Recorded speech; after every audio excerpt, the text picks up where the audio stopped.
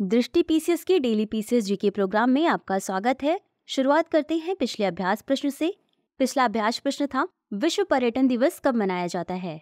विकल्प ए 25 सितंबर, विकल्प बी 27 सितंबर, विकल्प सी 28 सितंबर, विकल्प डी 29 सितंबर। इसका सही उत्तर है विकल्प बी 27 सितंबर। चलिए देखते हैं इसके एक्सप्लेनेशन को। दुनिया भर में हर साल 27 सितंबर को विश्व पर्यटन दिवस यानी वर्ल्ड टूरिज्म डे मनाया जाता है। इनके उद्देश्य है पर्यटन को बढ़ावा देना, इसके महत्व के प्रति अंतर्राष्ट्रीय समुदाय के बीच जागरूकता फैलाना। 2023 के लिए इस दिवस की थीम है टूरिज्म एंड ग्रीन इन्वेस्टमेंट। 2023 के विश्व पर्यटन दिवस की मेजबानी सऊदी अरब के रियाद में किया जा रहा है। चले जानते हैं विश्व पर्यटन दिवस के बारे में। पहला विश्व पर्यटन दिवस वर्ष 1980 में आयोजित किया गया था। संयुक्त राष्ट्र विश्व पर्यटन दिवस यानी UNWTO महासभा ने इसकी शुरुआत की थी। यह तिथि 1970 में UNWTO कानून को अपनाने की वर्षगांठ को चिन्हित करती है। इस अवसर पर संगठन लोगों से पर्यटन की क्षमता को उजागर करने का आग्रह करता है। विश्व पर्यटन संगठन यानी WTO संयुक्त राष्ट्र की एक एजेंसी है। यह टिकाऊ और सार्वभौमिक रूप से सुलभ पर्यटन को बढ़ावा देने हेतु जिम्मेदार है। तो चलिए बढ़ते हैं आज के प्रश्न की ओर। तो पहला प्रश्न है, गूगल की स्थापना किस वर्ष हुई थी? विकल्प ए 1990, विकल्प बी 1995, विकल्प सी 1998, विकल्प डी 2000। सही उत्तर है विकल्प सी 1998। चलिए देखते हैं इसके एक्सप्लेनेशन को। हाल ही में दिग्गज सर्च इंजन गूगल ने 27 सितंबर को अपना 25वां जन्मदिन मनाया है। चले जानते हैं गूगल के बारे में। 90 के दशक के अंत में डॉक्टरेट छात्र सर्गेई ब्रिन और लैरी पेज की मुलाकात हुई। इस जोड़ी ने मिलकर एक नए और बेहतर सर्च इंजन के प्रोटोटाइप पर काम करना शुरू कर दिया। इनका मकसद दुनिया की जानकारी को व्यवस्थित करना और इसे सार्वभौमिक रूप से सुलभ और उपयोगी बनाना था। इन्होंने अपना पहला ऑफिस एक किराए की गैराज में शुरू किया। इसके बाद 27 सितंबर 1998 को गूगल आधिकारिक तौर पर अस्तित्व में आया। आज यह अमेरिकी सर्च इंजन कंपनी दुनिया की शीर्ष टेक कंपनियों में शुमार है।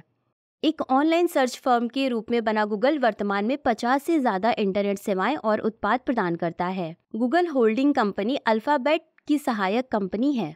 चलिए बढ़ते हैं आगे के प्रश्न की ओर। इंडिया पोस्ट पेमेंट्स बैंक को कब लॉन्च किया गया था? विकल्प ए 2017, विकल्प बी 2016, विकल्प सी 2018, विकल्प डी 2019। सही उत्तर है विकल्प सी 2018। चलिए देखते हैं इसके एक्सप्लेनेशन को। हाल ही में इंडिया पोस्ट पेमेंट्स बैंक के ग्राहकों को एक SMS मिल रहा है जिसमें दावा किया जा रहा है कि अगर वे अपने पैन कार्ड विवरण को अपडेट करने में विफल रहते हैं तो उनके खाते ब्लॉक कर दिए जाएंगे। चले जानते हैं इंडिया पोस्ट पेमेंट्स बैंक यानी IPPB के बारे में। IPPB की स्थापना डाक विभाग संचार मंत्रालय के तहत की गई थी, जिसकी 100% इक्विटी भारत सरकार के स्वामित्व में है। IPPB को 1 सितंबर 2018 को लॉन्च किया गया था, जिसका उद्देश्य लोगों के दरवाजे पर बैंकिंग सेवाएं उपलब्ध कराना था। इसका मुख्यालय नई दिल्ली में स्थित है। चले देखते हैं इसके कार्य को। IPPB का परिचालन अन्य बैंकों की तुलना में छोटे पैमाने पर होगा और जोखिम से बचने के लिए ऋण नहीं देगा या क्रेडिट कार्ड जारी नहीं करेगा। यह जमा स्वीकार करेगा, प्रेषण सेवाएं, मोबाइल भुगतान, स्थानांतरण, खरीदारी और ATM या डेबिट कार्ड, नेट बैंकिंग और तृतीय पक्ष फंड स्थानांतरण जैसी अन्य बैंकिंग सेवाएं प्रदान करेगा। यह 2 लाख रुपए तक जमा स्वीकार करेगा, जिसके बाद खाता स्वचालित रूप से डाकघर बचत खाते में परिवर्तित हो जाएगा। IPPB खाते खोलने के लिए आधार का उपयोग करेगा और प्रमाणीकरण, लेन देन और भुगतान के लिए एक QR कोड और बायोमेट्रिक्स का उपयोग किया जाएगा। चलिए बढ़ते हैं अगले प्रश्न की तरफ। निम्नलिखित में से सर्कोफेगस क्या है? विकल्प ए पत्थर का कंटेनर, विकल्प बी समुद्री घास, विकल्प सी सरीसृप, विकल्प डी वायरस। सही उत्तर है विकल्प ए पत्थर का कंटेनर। चलिए देखते हैं इसके एक्सप्लेनेशन को। हाल ही में गाजा में पुरातत्वविदों ने दुर्लभ सीसा सर्कोफेगी युक्त बड़े कब्रिस्तान का पता लगाया है। 2022 में उत्तरी गाजा पट्टी में जबालिया के पास मिस्र द्वारा वित्त पोषित आवास परियोजना के निर्माण के दौरान यह साइट मिली। चले जानते हैं सर्कोफेगस के बारे में। यह ताबूत या मृत शरीर के लिए जमीन के ऊपर बना एक पत्थर का कंटेनर है, जिसे अक्सर कला, शिलालेखों और नक्काशी से सजाया जाता है। यह सबसे पहले प्राचीन मिस्र और प्राचीन ग्रीस में उपयोग किया गया। बाद में यह धीरे धीरे पूरे प्राचीन विश्व में लोकप्रिय हो गया। यह यूरोपीय समाज के बाद के वर्षों में चलता रहा, जिसका उपयोग अक्सर पादरी, सरकार या अभिजात वर्ग के उच्च दर्जे के सदस्यों के लिए किया जाता था। पुरातत्वविदों और इतिहासकारों के लिए सर्कोफेगी महत्वपूर्ण कलाकृतियां हैं, क्योंकि वे उन समाजों की कला, संस्कृति और मान्यताओं में अंतर्दृष्टि प्रदान करते हैं जिन्होंने उन्हें बनाया है। इन पर बनी नक्काशी और शिलालेखों में अक्सर बहुमूल्य ऐतिहासिक जानकारी होती है। चलिए बढ़ते हैं अगले प्रश्न की तरफ। विंझिजम अंतर्राष्ट्रीय बंदरगाह किस राज्य में स्थित है? विकल्प ए तमिलनाडु, विकल्प बी कर्नाटक, विकल्प सी केरल, विकल्प डी तेलंगाना। सही उत्तर है विकल्प सी केरल।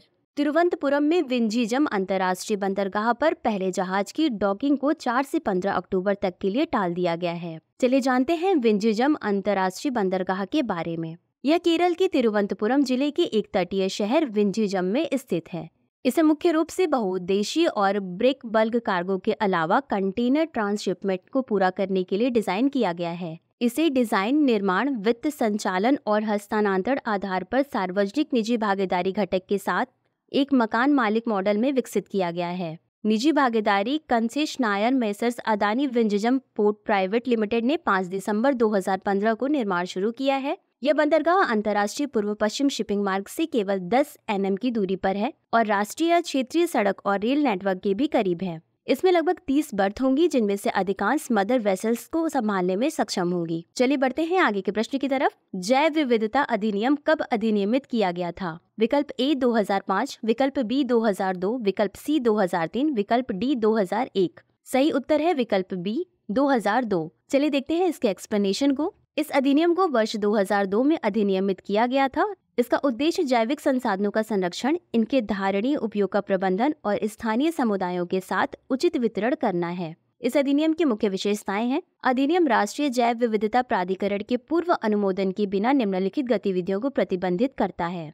किसी भी व्यक्ति अथवा संगठन द्वारा शोध या व्यावसायिक उपयोग हेतु भारत में उत्पादित किसी भी जैव संसाधन की प्राप्ति, भारत में पाए जाने वाले या भारत से प्राप्त जैव संसाधन से संबंधित किसी भी प्रकार के शोध परिणामों का स्थानांतरण, भारत से प्राप्त जैव संसाधनों पर किए गए शोध पर आधारित किसी भी आविष्कार पर बौद्धिक संपदा अधिकारों का दावा। चलिए बढ़ते हैं आगे के प्रश्न की तरफ। निम्नलिखित में से किसने इंडियन रिपब्लिकन आर्मी की स्थापना की थी? विकल्प ए सूर्यसेन ने, विकल्प बी सुभाष चंद्र बोस ने, विकल्प सी मोहन सिंह ने, विकल्प डी चंद्रशेखर आजाद ने। सही उत्तर है विकल्प ए सूर्यसेन ने। चलिए देखते हैं इसके एक्सप्लेनेशन को।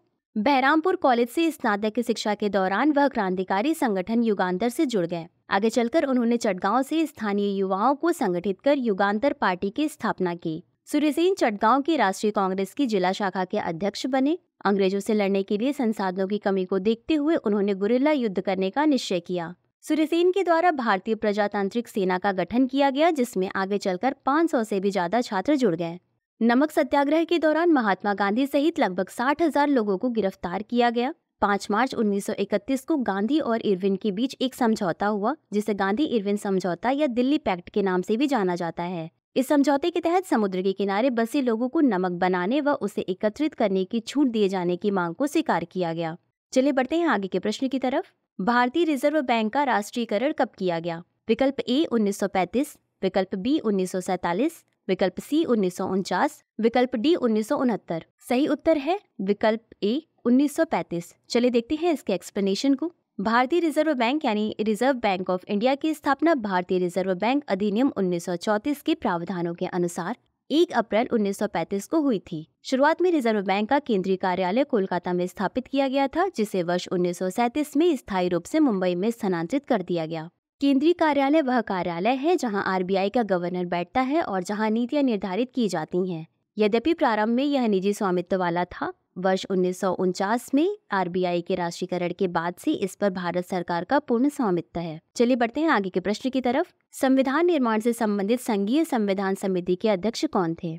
विकल्प ए सरदार पटेल, विकल्प बी पंडित जवाहरलाल नेहरू, विकल्प सी जेबी कृपलानी, विकल्प डी डॉक्टर राजेंद्र प्रसाद। सही उत्तर है विकल्प बी पंडित जवाहरलाल नेहरू। चलिए बढ़ते हैं इसके एक्सप्लेनेशन की तरफ। संविधान सभा के द्वारा संविधान निर्माण से संबंधित विभिन्न कार्यों को करने के लिए कई समितियों का गठन किया गया। इनमें 8 बड़ी समितियां और अन्य छोटी समितियां थी, जिसमें से कुछ महत्वपूर्ण समितियों की सूची इस प्रकार है। संघ शक्ति समिति के अध्यक्ष पंडित जवाहरलाल नेहरू थे। संघीय संविधान समिति के अध्यक्ष पंडित जवाहरलाल नेहरू थे। प्रांतीय संविधान समिति के अध्यक्ष सरदार पटेल। संचालन समिति के अध्यक्ष डॉक्टर राजेंद्र प्रसाद। प्रक्रिया नियम समिति के अध्यक्ष डॉक्टर राजेंद्र प्रसाद। देशी रियासतों से वार्ता के लिए बनी समिति के अध्यक्ष डॉक्टर राजेंद्र प्रसाद। मौलिक अधिकार उप समिति के अध्यक्ष जेबी कृपलानी। अल्पसंख्यक उप समिति के अध्यक्ष HC मुखर्जी और सलाहकार समिति यानी परामर्शदाता समिति के अध्यक्ष सरदार पटेल थे। चलिए बढ़ते हैं अब आज के हमारे अभ्यास प्रश्न की तरफ। हाल ही में गोवर्धन पोर्टल किसके द्वारा लॉन्च किया गया है? विकल्प ए कृषि मंत्रालय, विकल्प बी जल शक्ति मंत्रालय, विकल्प सी मत्स्य पालन, पशुपालन और डेयरी मंत्रालय, विकल्प डी नीति आयोग। इसका उत्तर कमेंट बॉक्स में जरूर दें। शुक्रिया।